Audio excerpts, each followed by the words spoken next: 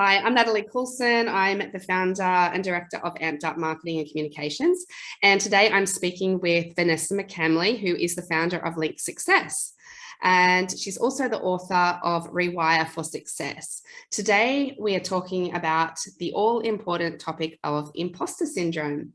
So jumping straight into it, Vanessa, what is imposter syndrome? So imposter syndrome is that voice inside your head that is triggered by fears, uncertainties, and doubt that tells you things either about yourself or whether you limits your capabilities. So there might be an opportunity that arises and you might say to myself, oh, I can't do that, or I've never done that before. I don't think I'm capable of that. So it's this little voice inside our head that limits us from our potential. And depending on how we combat that, it can spiral inside your head to the point that you actually believe in what you're actually saying if you say it often enough. And you have some research data to back this up too, don't you? I mean, how prevalent is imposter syndrome? So particularly over the last 2 years of the pandemic, imposter syndrome has rose. And I worked with a client of mine, Asana, who did this autonomy of work survey in 2021 based on 2020, and the rise in imposter syndrome was incredible. So in Australia, New Zealand, from a workforce perspective, 68% of people have experienced imposter syndrome. And in Singapore, it was high, it was 74%. And alongside the US and global average was around 74%. So why is it so high at the moment? Because we've been in this what I'm calling the task epidemic, which means that we're so busy focusing on being productive and on task. We haven't been tapping into other parts of our brain, and we're not getting the reward mechanism. So we're not stopping and celebrating and smelling the roses per se. And that's having a really big impact on our neuro balance. So we're constantly work, task, and we're not stopping and we're celebrating the milestones and getting the reward mechanism and the dopamine that we get from being in a reward state. Which was happening in an office environment, do you think? Because we would go and have coffees, we would do team activities.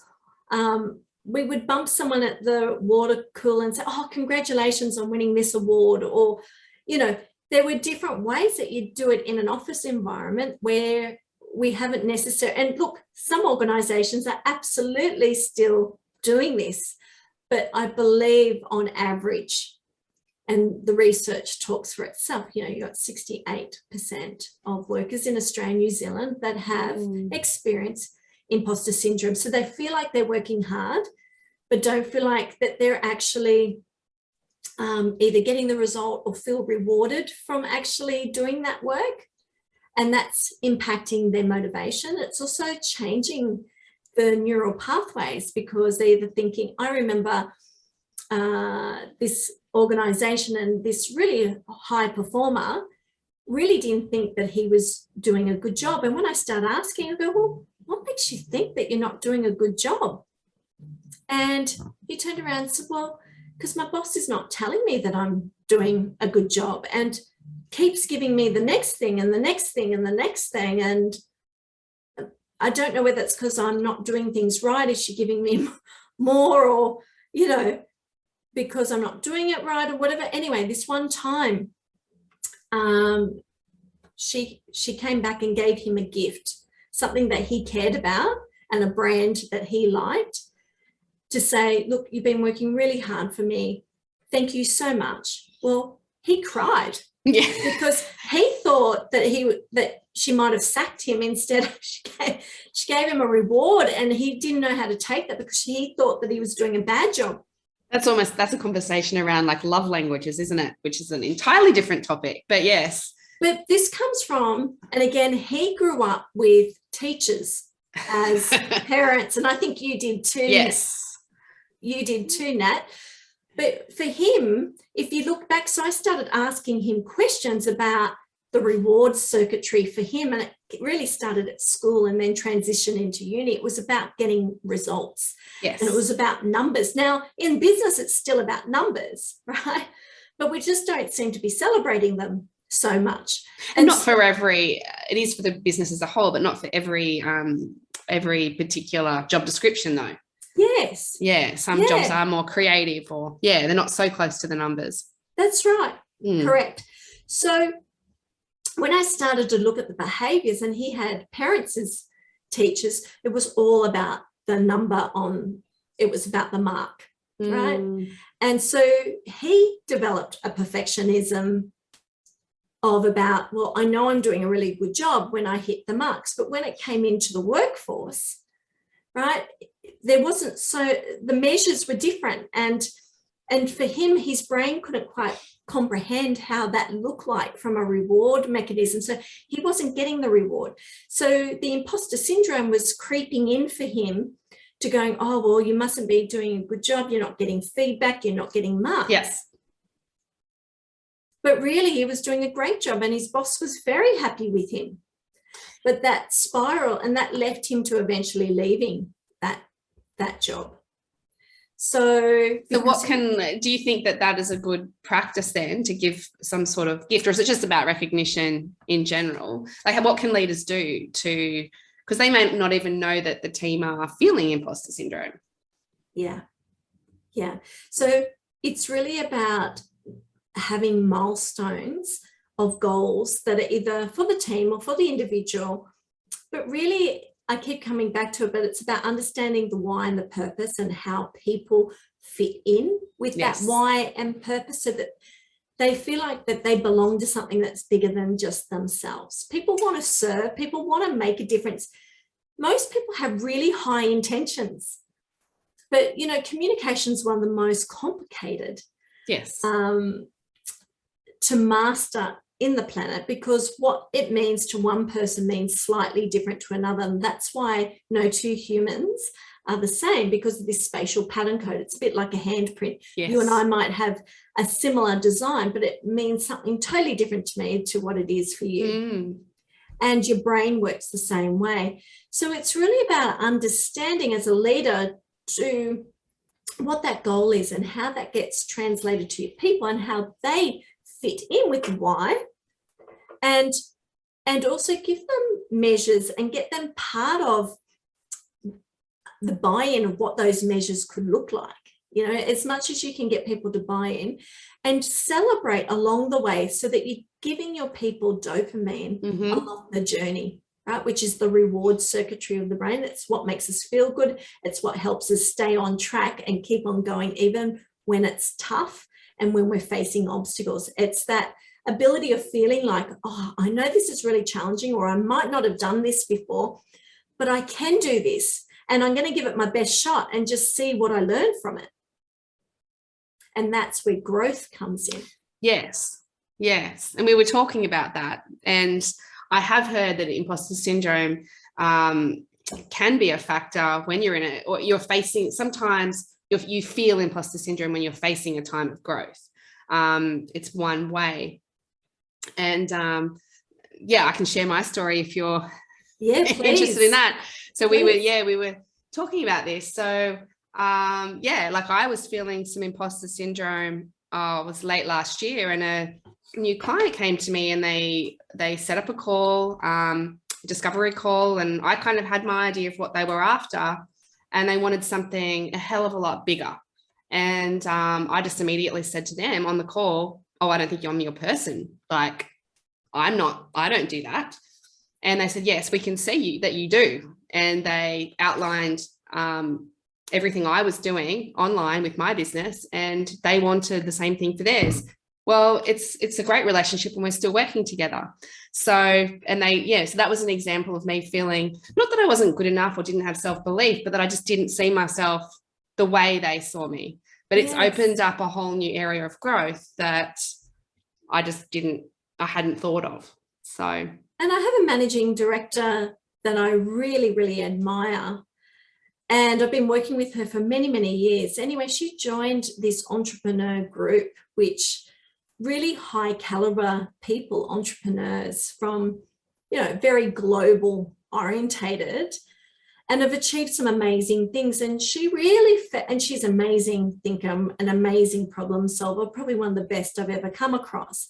But she felt like a fish out of water and felt like, oh, what do I have of value to these entrepreneurs who have achieved more than I have? Was that because of the label managing director and label entrepreneur, or was it really down to achievements? It came down to achievements. Yeah. These people were running billion-dollar but perhaps businesses. That was what was next for her. But this is her way forward. That's right. Yeah, this is the gap for her to learn, but she can add value because of her problem solving and innovative ideas. And I'm sure the group did not see her as the fish out of water. No, I'm pretty sure. I wasn't there and haven't been there, but I'm pretty sure. Or if she was the next, she was the bottom of the rung, not that anyone would say that of a managing director, but they could see, okay, this is someone that is going to be joining our level. I mean, but everyone has something of value. Mm-hmm. Everyone has, like, as a managing director, you have something of value. Correct. But it was trying to work out for her what that value was, yes. which I was encouraging her to. It's this brainstorming, and she can just brainstorm on the spot. Like, her brain, just once it starts igniting with a problem and a solution, her brain is just on fire. I said, you can help these people by really, really coming up with insightful ideas and asking insightful questions that they haven't thought about. Mm. And anyway, so she knew that there was growth there for her, but she did really have this, oh my God, this is daunting, dealing with these really interesting and really smart people. But she felt like there was a wavelength distance. And I said, that's the opportunity to go. And she goes, I know that, but it doesn't make me feel any better. But it was rewiring that.